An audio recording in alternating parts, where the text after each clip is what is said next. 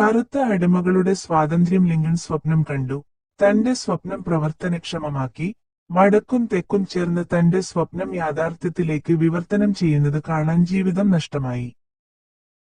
Dine right സഹോദരന്മാർ വായുവിലൂടെ പറക്കുന്ന ഒരു യന്ത്രത്തെക്കുറിച്ച് സ്വപ്നം കണ്ടു.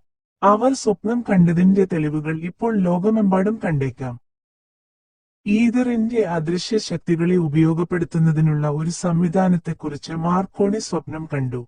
അവൻ വെറുതെ സ്വപ്നം കണ്ടില്ല എന്നതിന്റെ തെളിവ് ലോകത്തിലെ എല്ലാ വയർലെസ്സിലും റേഡിയോയിലും കണ്ടേക്കാം.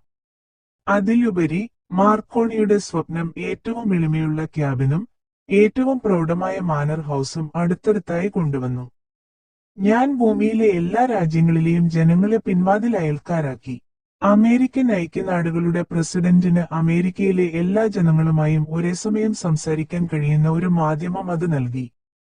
മാർക്കോണിയുടെ സുഹൃത്തുക്കൾ അവനെ കസ്റ്റഡിയിലെടുത്ത് ഒരു മാനസിക രോഗാശുപത്രിയിൽ പരിശോധിച്ചപ്പോൾ വായുവിലൂടെയോ മറ്റ് വയറുകളുടെയോ സഹായമില്ലാതെ സന്ദേശങ്ങൾ അയക്കാൻ കഴിയുന്ന ഒരു തത്വം കണ്ടെത്തിയതായി അദ്ദേഹം പ്രഖ്യാപിച്ചപ്പോൾ നിങ്ങൾക്ക് താൽപ്പര്യമുണ്ടാകാം.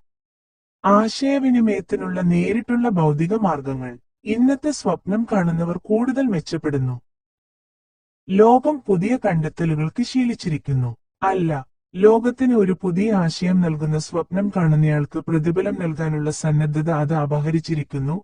ഏറ്റവും വലിയ നേട്ടം ആദ്യം ഒരു സമയത്തേക്ക് പക്ഷേ ഒരു സ്വപ്നമായിരുന്നു. ഓക്ക് അക്രോണിൽ ഉറങ്ങുന്നു. പക്ഷി മുട്ടയിൽ കാത്തിരിക്കുന്നു. ആത്മാവിന്റെ ഏറ്റവും ഉയർന്ന ദർശനത്തിൽ ഉണർന്നിരിക്കുന്ന ഒരു മാലാഖ ഇളകുന്നു. സ്വപ്നങ്ങൾ യാഥാർത്ഥ്യത്തിന്റെ തൈകളാണ്. ലോകത്തെ സ്വപ്നം കാണുന്നവരെ ഉണരുക, എഴുന്നേൽക്കുക, സ്വയം ഉറപ്പിക്കുക.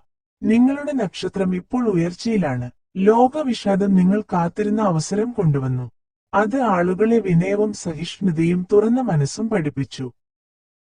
ഭൂതകാല സ്വപ്നം കാണുന്നവർക്ക് ഒരിക്കലും അറിയാത്ത അവസരങ്ങളുടെ സമൃദ്ധി കൊണ്ട് ലോകം നിറഞ്ഞിരിക്കുന്നു.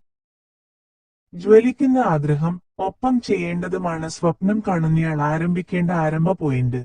സ്വപ്നങ്ങൾ അലസതയിൽ നിന്നോ അഭിലാഷത്തിന്റെ അഭാവത്തിൽ നിന്നോ ഉണ്ടാകുന്നതല്ല. ലോകം ഇനി സ്വപ്നം കാണുന്നയാളെ പരിഹസിക്കുകയോ അപ്രായോഗികമെന്ന് വിളിക്കുകയോ ഇല്ലെന്ന് നിങ്ങൾ കരുതുന്നുവെങ്കിൽ ടെന്നസിയിലേക്ക് ഒരു യാത്ര നടത്തുക. അമേരിക്കയുടെ മഹത്തായ ജലശക്തിയെ പ്രയോജനപ്പെടുത്തുന്നതിനും ഉപയോഗിക്കുന്നതിനും ഒരു സ്വപ്നക്കാരനായ പ്രസിഡന്റ് ചെയ്തതിന് സാക്ഷ്യം വഹിക്കുക.